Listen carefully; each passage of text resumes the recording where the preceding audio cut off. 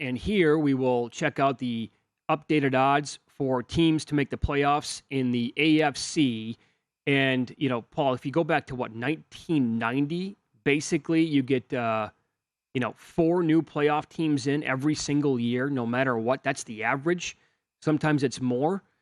And the top 8 teams on the board, of those 8 teams to make the playoffs, 7 made it last year.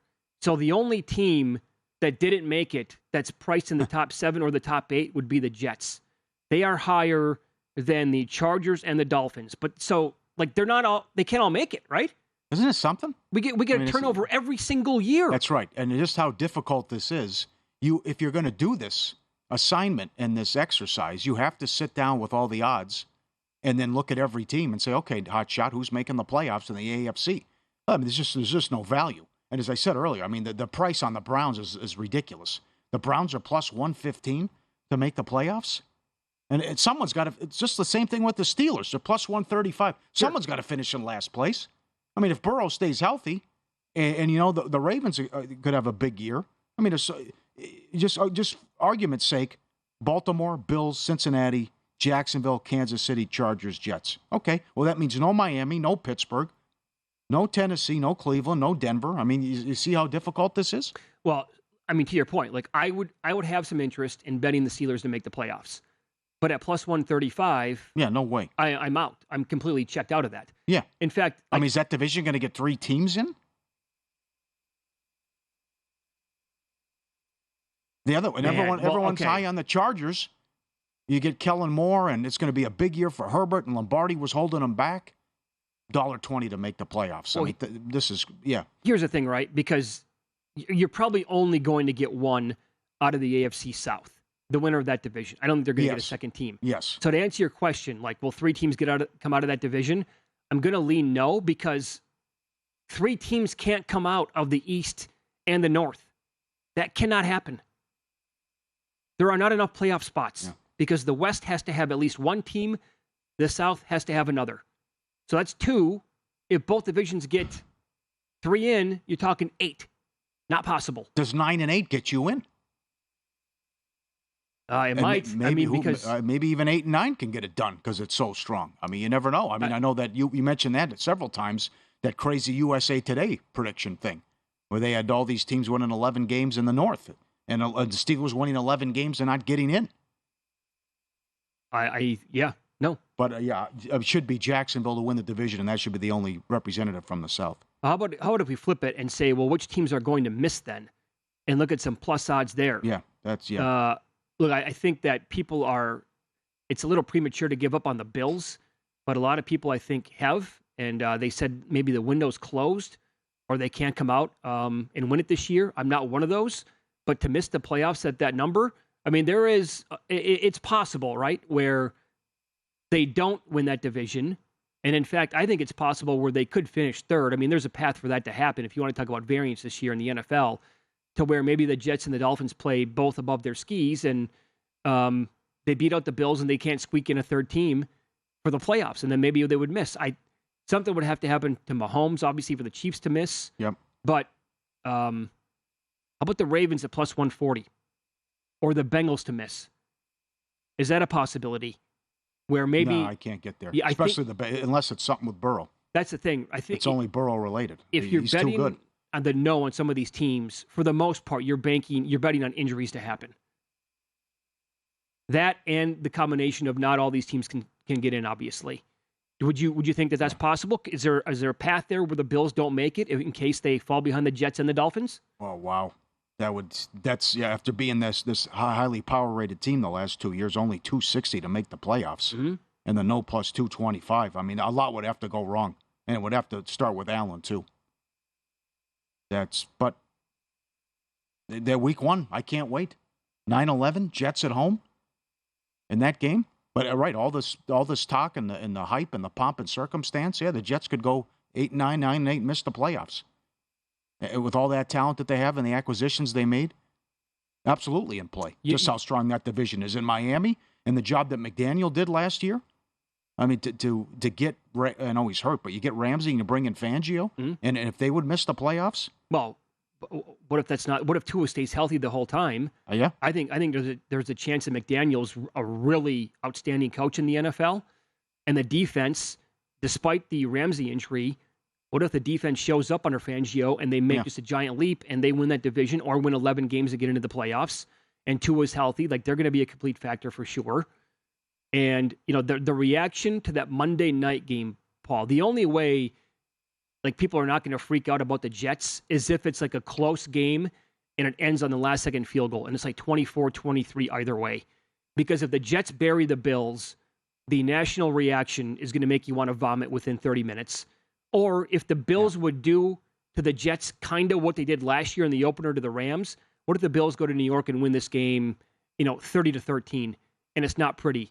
After one game, the national reaction is just going to be sky is completely falling. It's over. The more you look at it, it should be a long year for the Patriots. And that with that offense, lack thereof, which I think they could play a lot of unders this year because I think people are high on the New England defense. But, I mean, will Pittsburgh have a better record than Cleveland? That's another tough one. I mean, how the Steelers closed the season, and you expect Pickett to improve too. So, we have barely even touched on the Chargers here. Yep. And their odds on, they're minus 125 to get back. I know we had David Baker on the show on Tuesday, professional poker player, won the Super Contest back in 2020. And his two sneaky teams this year, the Jaguars and the other one, the Chargers. He absolutely loves Herbert. Who doesn't? They've always had the talent. It comes down to the coaching. And whether or not Brandon Staley is going to be able to put it together for the Chargers. But this is, I think, one of those teams with some pretty good plus odds to miss. I think one or two will. And then it comes down to figuring out which team's actually going to get in. Because we have, again, Denver, that's the first time we mentioned that team, and we're 8 minutes into this hour. Yep. Could the Broncos be a playoff team? What number, we talked about this on Monday. It's nowhere, no way. What number would you need to take to make the playoffs? Three to one? Yes, I need a lot higher than that. Plus 180 is no good. Yeah, I don't want to touch that either. No way, because I think they're the third best team in that division. I still like, and you mentioned the overreaction. What could happen? Well, the Dolphins also play the Chargers week 1. I mean, how intriguing are those late games? Sure. The Dolphins play the Chargers. The Eagles play the Patriots. The Raiders play the Broncos. The Packers play the Bears. And we'll see what the Rams supposed to be down this year, but the Rams play the Seahawks too. What if Stafford goes into Seattle and wins? What the overreaction will be. So that's certainly I wouldn't be surprised if Peyton comes in and he fixes everything. Well, we're looking at the schedule right now, right? With the Broncos, I fully expect them to be 2-0. I think they're going to take care of business and handle the Raiders in week 1. He has struggled though. That goes back to New Orleans. Remember, they always got off to slow starts. That's fine. It's also the Broncos at home in September. Yeah, all right. Against two of the worst teams in football. And it's the NFL. These are pros we're talking about. Just because I'm telling you I think they're going to go 2-0 doesn't mean they will. They could be 0-2 and it's going to be, Russell Wilson has got to retire. But after that, they go at Miami and then at Chicago. Their first 4 out of the first 6 games after that start, I think it could be 2-0 very easily for the Broncos. And then the playoff chatter is going to be there. I would say talk to me after 6 weeks. Because it's at Miami, at Chicago, the Jets at home, and then at the Chiefs. And that Chiefs game's on a Thursday night. And oh, by the way, they play KC 2 weeks later. Yeah. So it's a nice start for them, both at home. In fact, there's a good chance I'm going to be betting the Broncos ATS in both those games against the Raiders and the Commanders. Yeah. But the best way to look at it, too, is what you pointed out happened last year. Because there's always turnover. There's always something unexpected that happens. There's key injuries. A team flops. We're just going to get a lot of teams to repeat and get back there. Highly unlikely. But that's... I mean, it's the NFL. We live and breathe. We get worst to first. We get first to worst. And we get new playoff teams, a handful of them every single year. God. You can't, I mean, it's just, that's how it works. And then we're kicking around what to do when we're handed the odds before the draft. And you're thinking, my God, if you're a wild card, you might have to beat Allen, Burrow, Mahomes to come out of there. Mm-hmm. What that's going to be. And that's why when you were drafting, I thought you had to look NFC based on what was happening. Because other than San Francisco and Philly, who do you want in the NFC? And certainly you want to say Detroit, but it's only 16-1. No, wait, not good enough. But yeah, you maybe Baltimore. I don't know. Maybe it doesn't work out. But I loved Monken, bringing him in as the OC, and how it's also a huge upgrade to me in what Roman was running and the crap that they were doing. No, I agree. So, and they kept blowing games, and they still were, what were they, 8-3 when Lamar Jackson got hurt, and they're still winning games. Yeah. Well, we're just, the fringe teams are really good in this conference.